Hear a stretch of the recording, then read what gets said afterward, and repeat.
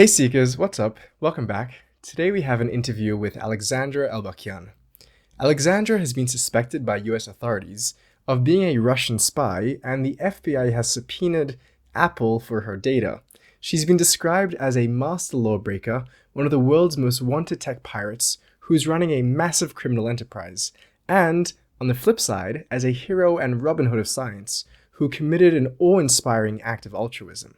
She's been shortlisted for the John Maddox Prize and listed as one of the 10 people who mattered most in science by Nature in 2016, and many prominent scientists believe that Alexandra, for her work, deserves no less than the Nobel Prize. Alexandra Elbakyan is a computer programmer. She's been programming since she was 12. She tried coding her Tamagotchi with artificial intelligence, which, while not working, taught her a thing or two about brains, language, hacking, and computers along the way.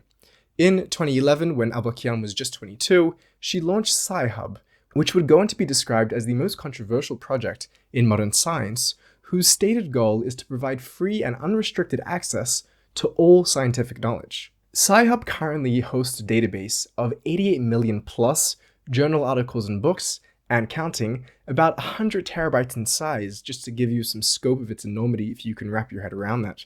Almost all academic research material ever published, which is made easily accessible for free for anyone in the world to read and download, circumventing paywalls and providing access to hundreds and thousands of articles every single day, making Sci-Hub the largest open access academic resource in the world, and unquestionably one of the most important sites for academics in the world today, in the words of Edward Snowden.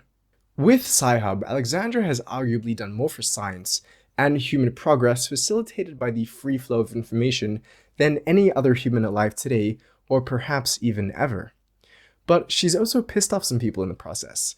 She's one woman staring down a $10 billion annual industry who's been sued some $20 million in copyright claims, which I don't think she has any intention of paying anytime soon, citing the 27th article of the Universal Declaration of Human Rights that everyone has the right to share freely in scientific advancement and its benefits.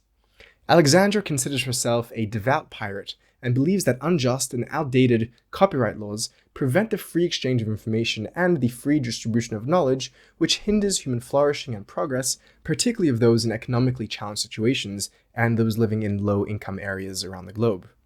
I would like to thank Alexandra personally for the work that she's done, without which I would either today be a whole lot poorer or stupider, or at least far less informed. And I know that in saying so, I speak for hundreds of thousands, if not millions of students around the world in both the sciences and the humanities. Thank you, Alexandra. Apart from computer and information technologies, if that wasn't enough, Alexandra studied and contributed to the fields of neuroscience, consciousness, and artificial intelligence, presenting at Harvard on brain-computer interfacing, consciousness, and the global brain.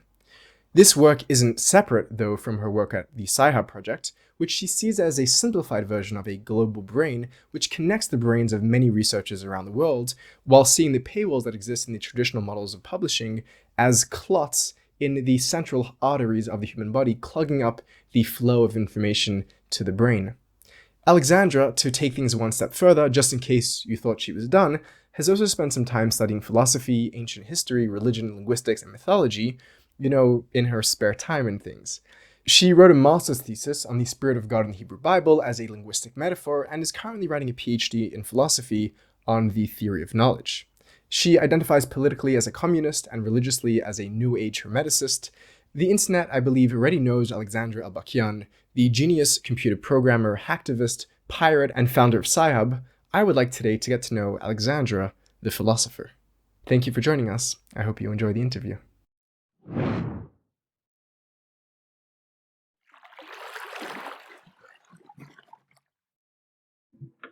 Hey, Hi. Alexandra. How are you? Yeah, I'm fine. Nice to meet you. I had the great pleasure of spending the past day or two going through some of your interviews and some of your written work, and I'm very, very excited to get a chance to chat with you. Most of the work that I've seen has been in the interviews and the press has been about your work in Sci-Hub, of course. But I want to get into some of the weirder stuff, and I hope that's okay. Some of the philosophy, the religion. Firstly, thank you so much for joining us.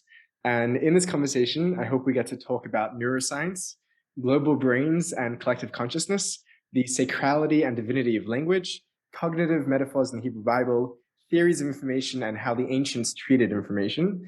And if we have some extra time on the side, we will talk hopefully about Hermeticism, communism, astrology, how to achieve immortality, and why Stalin Yeah, is God. like a lot of topics. Yeah. It's a lot of topics, right? Yeah. So, Alexandra, a lot of people know you for your scientific work, for your work in computer science, for your activism in the field of open access to research. But I think less people know your interest in neuroscience, in collective consciousness, in theories of language and information, and immortality. So I hope to talk about some of that with you today. Can you tell us how you got interested in these subjects which people don't know you for, in these more maybe philosophical or religious or linguistic areas of research? Well, actually, when just publications about Sci-Hub first start to appear in the media, and in these publications, the journalist called me a neuroscientist. Although I'm not a neuroscientist in that case, that I don't have a PhD in neuroscience or even a bachelor degree, that just neurosciences remained like my hobby. Great. Yeah. Yes, although I worked in some neuroscience laboratories on brain-machine interfaces, but it didn't lead to any degree. So tell us about your work in brain-machine interfaces. How did you get interested in that, and where did that take you? Well, actually, I was interested in neuroscience or neural networks from, I think, about middle school. I remember I collected many books about neuroscience on my computer, books that were like pirated and downloaded from pirated websites. Yes, I remember I had a project of creating some artificial life inside the computer that will be also will have intelligence inside. So it's something like Tamagotchi, but intelligence Tamagotchi. And so I collected many books about how brain works, how cognition works, and neuroscience on my computer. And later, when I studied at the university, I decided to. I learned from news about this new field of brain-machine interfaces that when you can connect directly your brain to the computer, and I saw that that was an exciting idea to work on. So you were working on trying to connect the brain with a computer, trying to implant sort of chips into the brain so that the brain could have a conscious experience of what it was like to be some other entity, whether that's a machine or an animal or a human. Is that right? Yeah, so I thought about how we can actually consciously experience all these processes that are going inside the computer, that are going inside this artificial neural network maybe. So, for example, when our brain works, we have like this conscious awareness.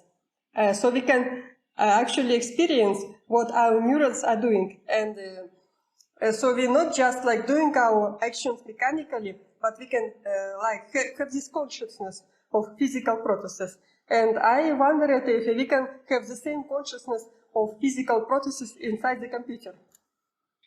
And that turned out to be a difficult project, from what I understand. Quite indeed. So if we talk about brain-machine interface, they can simply do the commands that you send to the computer. That's one thing. And when we talk about conscious experience, that's another thing. Has there been any progress, either in your own work or in colleagues of yours' work, of the other direction, of the brain experiencing something of the computer or the network? Yeah, well, unfortunately, I just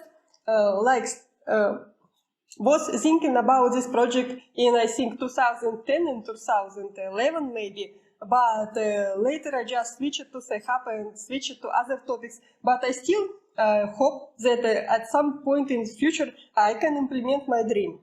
So perhaps establish some research organization that will study these topics in more detail. That's really cool. I think a very interesting direction of this research, from what I was reading of yours, is not just for the brain to connect with a computer and for the brain to experience something of the computer beyond just any commands, but also for brains to connect with other brains, to connect a network of brains. And you've described this as some sort of a global brain or a collective consciousness. Can you explain that idea? So the simplest idea about connecting brains is that, for example, we can possibly connect our brains to the brain of a bird and experience the real feeling of flight. And in the same way, we can connect our brains to brains of another person, and then we can understand at the same time what this person is thinking. And at the same time, simultaneously with our own thinking, something like that. And if we connect many people on this planet together, like billions of people on this planet together in such a big network, and there will be something like a unity of all people on Earth. That sounds very fascinating. You speak about 3 different levels of that connection: a Borg-like connection, emergent, and then a higher level of consciousness. And you talk about how in that higher level of consciousness, when many brains are connected, there's some sense of freedom and immortality and unity. I'm very interested because I'm researching mysticism in a traditional and classical sense. And I'm curious to know, always thinking about also mysticism in the present and the future. What might these potentialities look like? Do you see some sort of way that this technological advance brings to some sort of sense of peace, whether that's global peace or immortality? Does it relate to you with religious language of messianism and mysticism? Is that something which you've considered? Well, actually, when I was thinking about these topics, I was very much atheistic. But I knew that there was a guy whose name was Teilhard de Chardin, and who lived like a long time ago. And he proposed a theory of evolution of life on Earth, so that it evolves towards some omega point. And this omega point is like a cosmic Christ, and when every living being is united, something like that, and they comprise one big superorganism. So this religious language of becoming like the omega points, or becoming like this conscious, this like the Christ at the end of time, as Pierre de Chardin puts it. It seems in your mind, this seems like not just some sort of religious fantasy. It seems like an actual technologically scientific possibility. Yes, that's true. Just I wanted to add about peace that perhaps this like global superorganism, it can actually find like alien species in our universe to have a war with. So it's a matter of discussion. Oh, it could be at war with another super consciousness? Yes, another alien species. Yeah. Yes. So, but I just wanted to comment that you talked about a peace. So that won't be necessarily a peace. Yeah. So we need like a universe global brain to have like a peace. Right. You're saying that if it's just our local galaxy, there may be some conflict with other super high levels of consciousness. Interesting. And is this something which you yourself are like looking forward to? Like, do you aspire to this in your own lifetime? To let go of your own body and to be uploaded into this sort of collective singularity of consciousness? Well, actually, as I told, so far it remains like only some dream, but I hope to work on implementing this in future. You said something very beautiful in an interview that you did with Ben. What's his last name? Grutzel. I can't remember how to pronounce his last name. But he's an active player in the world of AGI and ASI. But you said something interesting that there's he was concerned that we have to lose ourselves in the process, and you said something very beautiful, that losing ourselves is a necessary feature of any transformation. Right? Every day we learn something or acquire new experience, there has to be something of the past self that we lose, so that the new self can be born. And this is a theme which I see amongst many of the mystical traditions, the sense that we have to die to be reborn. We have to be crucified in order to be resurrected. This sort of theme runs through the mystical traditions. Do you think that there's a way so the way that the mystics speak about it is that we in our present state already exist in some sort of collective space where consciousness is already connected, and we can let go of our individual conceptions and move into that unitive space without human brain interfaces. What do you think of that? Yes, that is a kind that was always present in the spiritual traditions. That, for example, by doing spiritual practices, by doing a meditation, and you can actually break from your like limited ego consciousness, and you can break into this whole united consciousness and experience it. So yes, but it's like it's another non-technical way, I would say, of accessing this like meta brain. If I may ask, and you're welcome to not want to answer this question, but has the spiritual practices something that you have engaged with yourself to try and get there through what you would like this non-technical, this more spiritual, meditative, contemplative path? Well, no, unfortunately, I'm not like that experienced in spiritual practices. So no, I haven't like I wasn't involved in meditation or something like that. You're trying to get there through the machines. You're trying to brute force your way there. It sounds. It's not that I'm trying, but it was like one of ideas I was thinking about. But right now I'm like doing something else. Okay. I think what's interesting here is that in doing some more research on you, I saw that besides for the machine direction of this, of connecting brains like connecting human brains like individual neurons in a single brain to be one organism, you also, and maybe this will transition to the next subject here, you also see language as a way that brains do this naturally and historically and today. And I think what's interesting there is how in some ways your main project, Sci-Hub, is a way of connecting brains, and you've brought these two fields together in your writings. Yeah, so language is a natural medium of connection to other people that we have. So apart from like technical methods, we can also, for example, use language. Yeah, so you talk about that as the soft interfaces that we can connect people to each other, and I guess in some sense it's what we're doing right now, right? We're using some sort of soft interface to connect with each other, and between the two of us, something emerges which is greater than the sum of its parts. And you talk about the research of how in large collectives, in large spaces where that facilitation is happening, that collective thought can emerge, and how a lot of the way that our thinking today is structured with paywalls is like, I love the metaphor you use, how it's like clots in the arteries, stopping the brains from connecting with one another. I think that's such a beautiful metaphor. Yeah. So how do you understand language to be playing that role, both in today's day and age, in the internet, which you lead a very strong role in allowing those voices to come together, and how has that played a role historically, which is something that you've researched and written about as well? As I said, that language is a natural tool of communication between people. So instead of like connecting something by wire, we can use language. And do you have evidence for the way that language? I know you wrote a master's thesis on cognitive metaphors in the Hebrew Bible, the way that the Holy Spirit is used. What are you seeing in ancient cultures and the way that they're relating to language and information in a way that might inform us in our day and age today?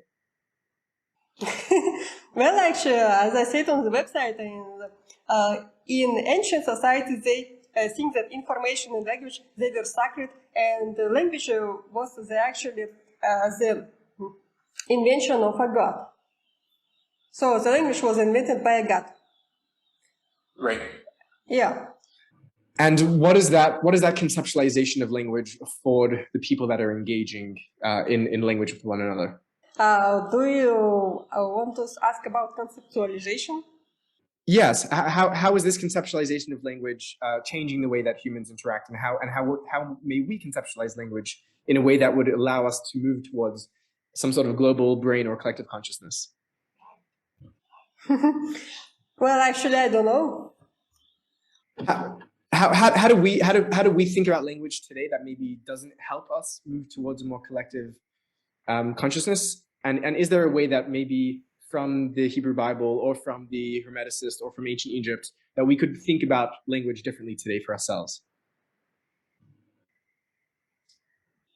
I don't know. I didn't think about it. Okay. You describe yourself as a communist and a Hermeticist. Is that correct? What does that mean? What does that mean to be a Hermeticist in today's day and age? Well, it's actually a very, I think a long story to tell. But when from my friends, I got acquainted with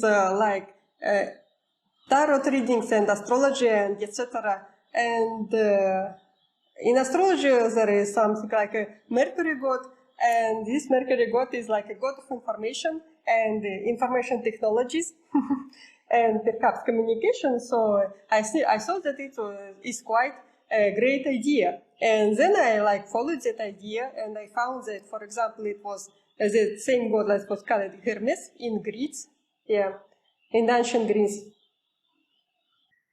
So the notion of being Hermeticist is connecting your tradition to these gods that represent information. Yes, that it's a god of information and god of language. And when I entered the Russian, when I was admitted to Russian Christian Academy, then I didn't know much about Christianity, but I read something and it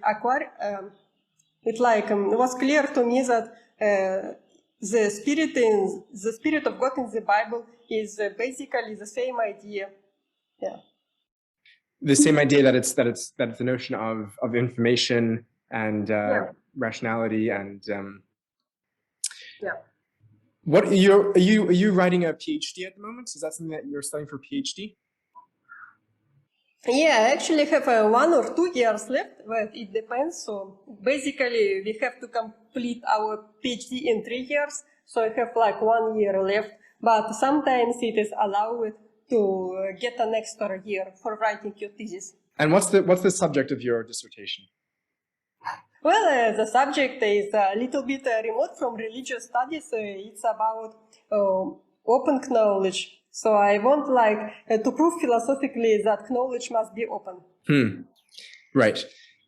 It's interesting because I see a lot of unity amongst the different areas of your thought, right? Between your work on humans and machines and brains, your work in language, your work in open information. They seem to me not to be separate parts of your own mind. They seem to be all kind of integrated. Is that true? Of course. Otherwise, well, actually, when it's inside our one brain, it's always somehow integrated. Right. So it's not, right. Oh, yeah. I guess the question is there, which is the chicken and which is the egg, right? Which one led to which one led to which? I was reading in your biography that in 2014, when you dropped out of master's program and started to work on Sci-Hub, you also participated in several personal growth trainings. I'm curious what that consisted of and what that experience was like for you. Well, it's actually a lot of stuff to tell, and sometimes not very happy stuff. But it was an interesting experience. Yeah. So, well, usually if talking simply that you have a group of peers and the trainer, the coach will give you different tasks to perform in the group. Yeah. And you're doing this. So this is basically how it works, how it looks like from the outside. And what did it feel like from the inside? Well, from the inside, I think it was very inspiring experience, and perhaps even transformative. Did it connect you with any particular spiritual tradition, or is it done in its own sort of secular context? Well, actually, talk about personal growth trainings, and especially in Russia in these years, that's it's a new age, so that's many spiritual traditions mixed between each other. Yeah, but it's not adherence to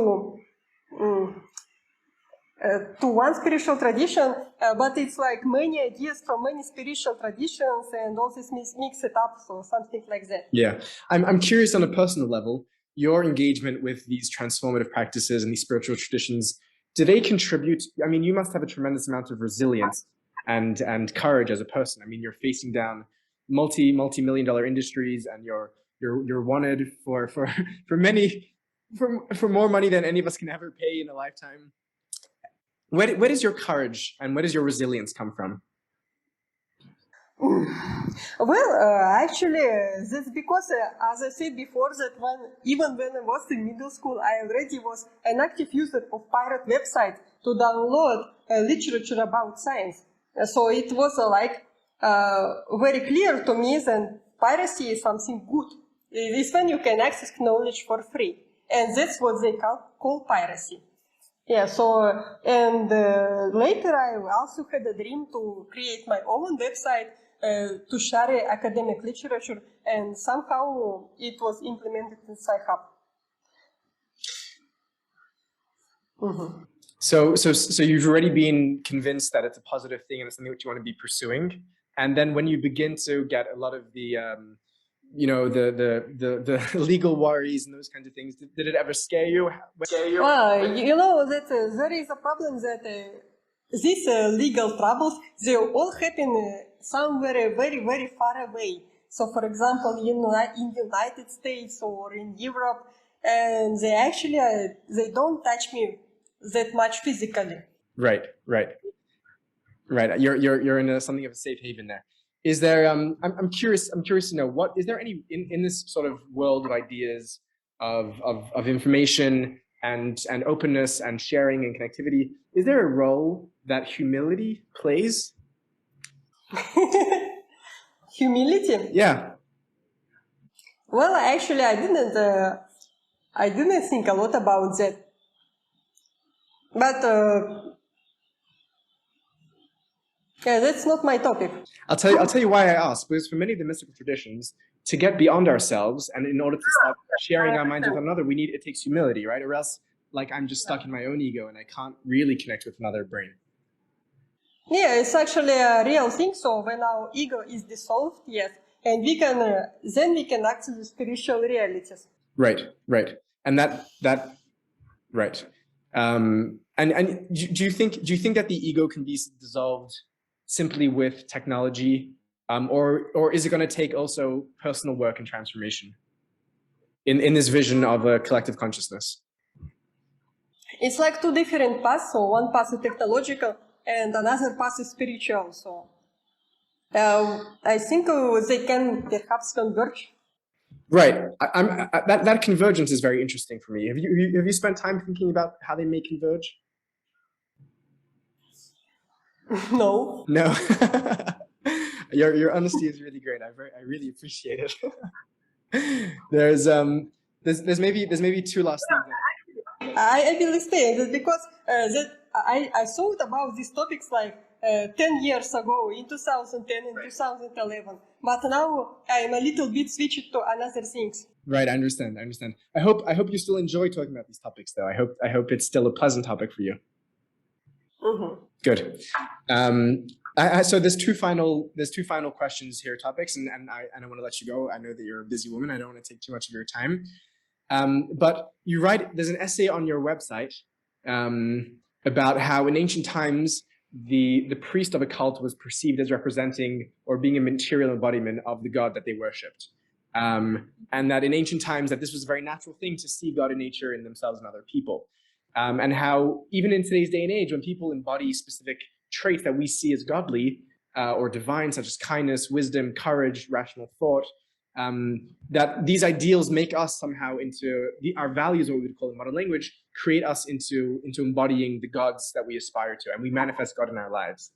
Yes, I think you're referring to the article about Stalin. So that like a god that once lived in Egypt, and then he was expelled from Egypt, and then he became the Hebrew god. So I'm very interested in this idea. I'm very interested in the idea of what it means for us humans today to tap into these ancient metaphors of deification and apotheosis, of becoming gods in our own values. And you seem to see that as something in your own life that's possible in the world of activism and politics and science. Is that fair to say? Fantasy? Is it fair to say that this ancient notion, this ancient metaphor of the human becoming a god, is something that we can still aspire to and achieve in today's day and age? Well, actually, this deification, when I studied this topic a little bit further, because I made an attempt to apply to PhD studies in theology, and to like prove scientifically that Stalin was a god. But unfortunately, I wasn't accepted. But I was required to write some explanation of my future research project. So I studied this topic a little bit further, and then I discovered that actually in Christianity, it's like this idea is central to Christianity, that a human can be a god. Right, right. Yeah, there's that famous line repeated by many of the church fathers, including Saint Athanasius, of that God became man so that man could become God, right? And you write in that essay why you make this case why Stalin is a god. Is that, I'm curious, when you're writing that, what is your motive in writing? Is like how much of it is serious? How much it is to tease people with these ideas? I'm curious.